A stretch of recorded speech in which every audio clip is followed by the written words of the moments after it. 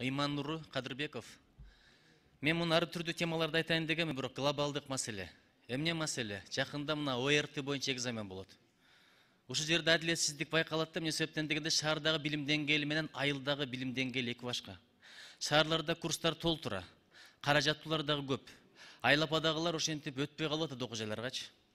Эми ОРТга даярдоо курстары чоң бизнеске айланып кетти. Айына 3,5 миң сом.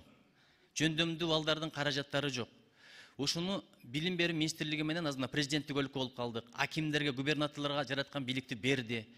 Чогуу чараны чечиш керек. Мына процедурный деле кылалы. Мейли министрди чакырыппы же замын чакырыппы, ушул боюнча бир талкуулабайлыбы? Балдардын тагдыры эмне болот?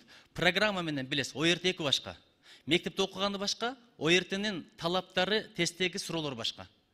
Ушул боюнча бул өтө бир глобалдуу маселе. Канча таланттуу балдарыбыз жок жерден объективдүү себептер менен окууларга өтпөй калып атат, келечегинде балта чаба болуп атабыз.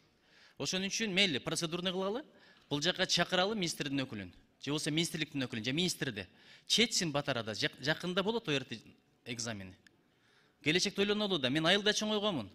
Эгерде 3,5 миңден Бишкекке келип оку десе мен келе алмак эмесмин. Ошонун бир жолун табыш керек. Же айыл өкмөттөрү каражат бөлүп, атайын адистерди чакырып айыл өкмөттүн деңгээлинде кылабы, же райондун деңгээлинде кылабы. Бардык жерге адилеттүү мамиле болбосо, объектив себептер менен акчалуулар гана окуп кала турган заманга баратабыз. Кудай ошондон сактасын. Билесиздер, эң чоң аалымдар мындай кедей үйлөрдөн чыккан. Ломоносов деле ошо болгон, Имам Бухари деле ошо болгон, Газали деле ошо болгон. Ушуну айткым келди. Чоң рахмат.